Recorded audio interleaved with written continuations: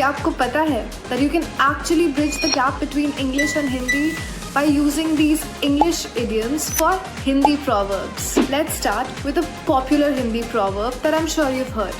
It goes, ताली कभी एक हाथ से नहीं बजती.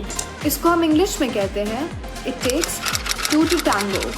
Both these phrases emphasize that certain things, especially partnerships and arguments, require two people to be involved. The next one is घर की मुर्गी दाल बराबर.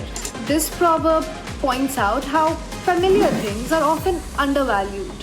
Looking for an English idiom that matches this meaning? It goes, familiarity breeds contempt. It's a reminder that sometimes we don't appreciate the things close to us as much as we should. And finally, the proverb ऊंट के मुंह में जीरा, which means a small amount of something which is too little to satisfy.